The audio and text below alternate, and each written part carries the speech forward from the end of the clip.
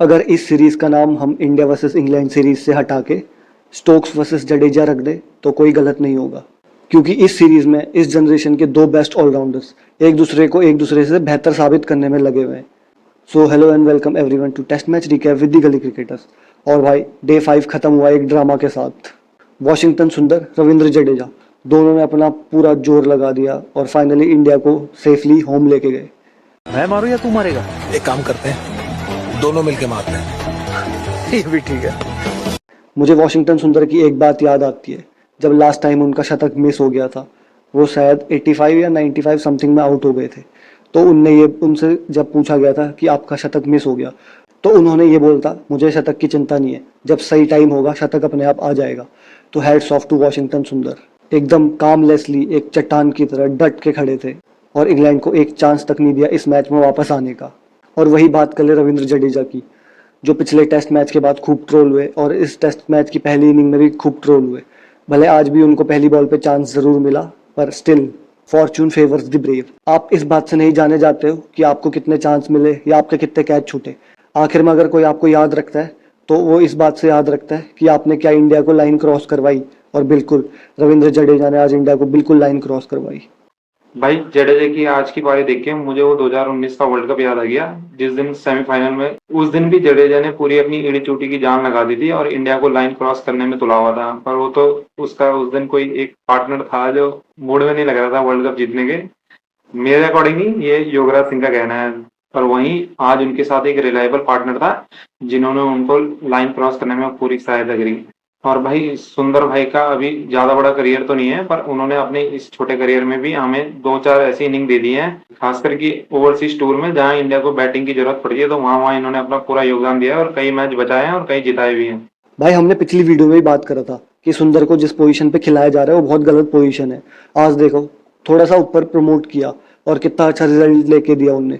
तो मैं गौतम गंभीर से यही रिक्वेस्ट करूंगा कि आप सुंदर को ऊपर प्रमोट करो। वो उतने नीचे पोजीशन पे खेलने वाला बैटर नहीं है, वो टॉप ऑर्डर का बैटर है। और मेरे हिसाब से अगर तुम्हारा 3 नंबर सेटल नहीं हो रहा है तो तुम वॉशिंगटन सुंदर को दे दो, वो तुम्हें बहुत अच्छे रिजल्ट प्रोड्यूस करके दे सकता है 3 नंबर पे। और भाई आज का मूवमेंट ऑफ द डे तो ये था जब हैरी ब्रूक वॉशिंगटन सुंदर को स्लेज कर रहा था, वॉशिंगटन सुंदर ने उसको ऐसा इग्नोर मारा। और वहीं दूसरी तरफ रविंद्र जडेजा से जब बेन स्टोक्स हाथ मिलाने जा रहा था, उसको भी वहां फुल इग्नोर मारा। तो ये तो मेरे लिए आज का मूवमेंट ऑफ द डे था भाई। भाई मुझे तो समझ नहीं आया कि बेन स्टोक्स का इरादा क्या था। जब देख रहे हो एक प्लेयर 89 पे खेल रहा है, एक 80 पे खेल रहा है, फिर वहां वो हाथ मिलाने के लिए जा रहा है। 10 ओवर पहले क्या मौत आ रही थी उसको हाथ मिलाने में, उस समय चले जाता। और अगर सुंदर और जडेजा की जगह उसकी टीम का जो रूट होता, जो कि अपनी 39 सेंचुरी के लिए अभी 90 पे होता, तो तब क्या वो हाथ मिलाने जाता? तो आज कहाँ गई उसकी स्पिरिट ऑफ द गेम। भाई मेरे हिसाब से भी स्टोक्स का स्टेप गलत था। जब उन दोनों ने पूरे दिन मेहनत करके 2 सेशन खेल के निकाले हैं तो वहां पे सेंचुरी डिजर्व करते थे और स्टोक्स को भी उनको सेंचुरी कंप्लीट करने देनी चाहिए थी। तो अगर स्टोक्स चाह रहा था कि वो 89 या 80 पे डिक्लेयर कर दे तो वो बहुत गलत डिसीजन था। पर हमारे इंडिया की कुछ जाने माने हस्ती हैं, सुनील गावस्कर उर्फ कमला पसंद एड वाले गुटखा वाले ताऊ, उनका कमेंट्री बॉक्स में बैठे बैठे ये कहना था कि 11 बजे तक खेलना चाहिए इंडिया को, इंग्लैंड के पूरे हाथ पांव तोड़ दो। पर मैं इससे बिल्कुल डिसएग्री करता हूँ। मैं चाह रहा था जडेजा और सुंदर फटाफट सेंचुरी कंप्लीट कर दे, फिर तुम जो मर्जी डिक्लेयर कर लो। मैं ऐसा इसलिए चाह रहा था क्योंकि इसके 2 रीजंस हैं। जडेजा और सुंदर ने पूरे मैच में इतनी लंबी फील्डिंग करी है, 30-30 ओवर डाले हैं और आज भी वो थक रखे होंगे और फिर भी आज भी पूरा दिन उनने खेला। तो सुनील गावस्कर ये सोच रहे हैं कि सिर्फ इंग्लैंड के बॉलर को थकाओ और ओवल के लिए उनको रेडी ना होने दो। तो सुनील गावस्कर को ये भी बताओ कि हमारे भी इन दोनों बंदों ने ही ओवल में खेलना है, तो उनको भी पूरा रिकवरी का टाइम चाहिए।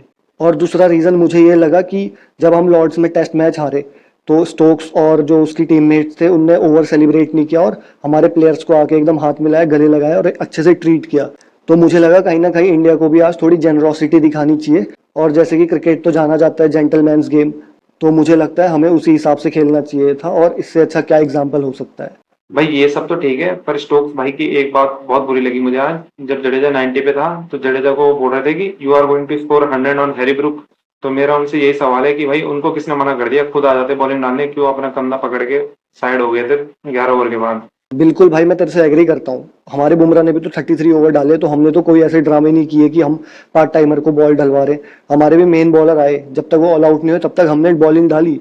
तो उनके हमेशा के नखरे रहे और ये नखरे कभी खत्म नहीं होने वाले। और भाई मेरी जट्टू भाई से भी एक छोटी सी शिकायत है कि जिस हिसाब से आज उन्होंने 90 के बाद अपनी 100 के लिए ऐसा एक्सेलरेट किया, वैसे पिछले मैच में भी थोड़ा एक्सेलेरेट बनता था उनका। बिल्कुल सही भाई, एक्सेलरेट तो करना बनता था। हम ये नहीं कह रहे कि उनने पिछले मैच में बहुत खराब पारी खेली, बस ये था कि हमें ऐसा लगा कि इंटेंट की कमी थी। अगर थोड़ा सा भी इंटेंट दिखा दिया होता तो शायद वो मैच भी आज हमारी झोली में होता और सीरीज में हम अभी 2-1 से आगे होते। और भाई जड्डू और सुंदर के साथ साथ आज गिल भाई की भी तारीफ बनती है। इस हिसाब से उन्होंने आज पहले सेशन में बैटिंग करी है, उन्होंने मेक श्योर किया कि इंडिया ज्यादा विकेट ना लूज करे अपने पहले सेशन में और ज्यादा दबाव ना ले आगे। तो मेरे हिसाब से तो एक वेल डिजर्व सेंचुरी थी और मुझे लगता है उन्होंने अभी भी अपने फैन को इस उम्मीद में कायम रखा है कि वो अभी भी ब्रैडमैन का रिकॉर्ड तोड़ सकते हैं।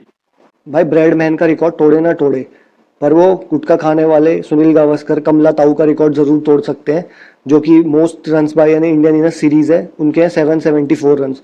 तो गिल अभी सिर्फ 52 रन्स पीछे है, तो मुझे लग रहा है वो रिकॉर्ड पक्का तोड़ देंगे गिल। और भाई उन्होंने ये इनिंग बहुत अंडर प्रेशर खेली है और अपनी टीम को दिखाया कैप्टन लीडिंग फ्रॉम फ्रंट, और ये भी बताया अपनी टीम को जब मैं वहां पे खड़ा होकर चोट खा रहा हूँ तो तुम भी खड़े हो और मैच इंडिया के लिए बचाओ। और भाई बहुत टॉक्सिक लोग गिल को आज भी ट्रोल कर रहे हैं, कह रहे गिल ने तो सेंचुरी बनाई और निकल पड़े और उनके इतने कैच भी छूटे। तो मैं सबको बता देना चाहता हूँ, Fortune always favours the brave. और मैं सबसे ये क्वेश्चन करना चाहता हूँ कि क्या कभी विराट कोहली के कैच नहीं छूटे, क्या कभी रोहित शर्मा के कैच नहीं छूटे, MS धोनी के कैच नहीं छूटे, सचिन तेंदुलकर के कैच नहीं छूटे? तो हेटर्स का तो देखने का नजरिया ही खराब होता है, वो हमेशा other side of the coin देखते हैं। अगर तुम कॉइन की सही साइड देखना शुरू कर दो, तुम्हारा भी भला होगा और तुम देश का भी भला करोगे, वरना तुम देश के लिए बोझ बन के रह जाओगे। और आज के मैच में जिसने KL राहुल को ट्रोल किया वो दो बाप का।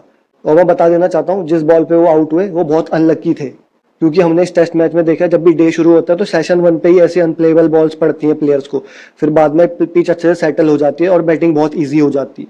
हाँ भाई, केएल की एकदम फाइटिंग नॉक थी, क्योंकि पूरे 2 सेशन खेलने के बाद ऊपर से 2 विकेट जल्दी गिरने के बाद जो उसने अंडर प्रेशर खेला है और कम से कम 240 बॉल जो उसने खेली है वो कोई मजाक थोड़ा ना है। और भाई मेरे हिसाब से तो ये केएल की one of the best inning थी अंडर प्रेशर में, और मैं इसको लॉर्ड्स की इनिंग से भी ऊपर रखूंगा, क्योंकि यहाँ पे उसने पूरी फाइटिंग इंटेंट के साथ खेला और मेक श्योर किया कि इंडिया ज्यादा विकेट ना खोए। और भाई जब भी इंडिया में मैच होते हैं तो कोई रैंक टर्नर बनती है, तो ICC तो हमारी पिचेस को बड़ा डीमेरिट पॉइंट दे देती है, तो ऐसी पिचेस भी भाई डीमेरिट पॉइंट डिजर्व करती है। ये भी कोई खेलने लायक पिचेस नहीं है। वो तो इंडिया ने फर्स्ट इनिंग में बहुत ही बेकार खेला, वरना मुझे तो लग रहा है इस पूरे टेस्ट मैच में सिर्फ 2 इनिंग हो पाती। और भाई मजे की बात तो ये है, इंग्लैंड जिस बंदे के लिए ऐसी पिचेस बना रही है कि वो रन बना दे, उससे ज्यादा रन तो हमारे रविंद्र जडेजा के हैं इस सीरीज में। रविंद्र जडेजा के इस सीरीज में 409 रन है और वहीं जो रूट के 403 रन है। तो कुछ फायदा तो हो नहीं रहा इंग्लैंड को, उल्टा अपने पाँव में खुद ही कुल्हाड़ी मार रहे हैं। ना उनको अपने घर पे रिजल्ट मिल रहा और ना उनकी एशेज की प्रैक्टिस हो रही है। वहां ऑस्ट्रेलिया में साइलेंसर ने इनकी चिता तैयार करके रख ली है। भाई सिर्फ यही मैच नहीं, मेरे हिसाब से तो इस पूरी सीरीज का लॉर्ड्स का मैच एक हटा दें तो सारी पिचेस डीमेरिट पॉइंट डिजर्व कर दिए, क्योंकि तीनों पिचेस में बस बैटिंग के लिए था जो कुछ था, क्योंकि बॉलिंग तो ऐसा लग रहा है जैसे मजदूरों से करा रहे हैं। जहां सोच लो कि जस्सी भाई अगर 100 रन देके 2 विकेट ले रहे हैं तो समझ लो कैसी पिचेस हैं, क्योंकि जस्सी भाई का हमने इंडिया में भी देखा है, वहां पे भी उनका अच्छा खासा एवरेज था और 5 विकेट और भी ले रहे थे। तो इंग्लैंड वालों से एक ही एडवाइस है कि दम है तो जाके वेस्ट इंडीज या ऑस्ट्रेलिया में जाके रन बना के दिखाओ।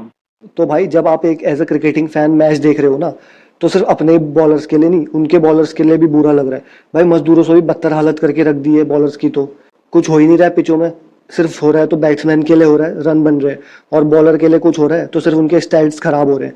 और भाई मुझे तो लग रहा है इन्होंने कुछ ज्यादा ही पाकिस्तान के टूर्स कर लिए और उनको उसी पिच में खेलने का मजा आ रहा है, इसलिए इन्होंने ऐसी पिचें बनाना शुरू कर दी है। तो भाई अभी इस सीरीज में 4 मैच हुए और इतने शॉकिंग स्टैट्स आए हैं। जो इस सीरीज के 2 बेस्ट बॉलर हैं, स्टोक्स और बुमराह। स्टोक्स का एवरेज है 25 का और बुमराह का एवरेज है 26 का।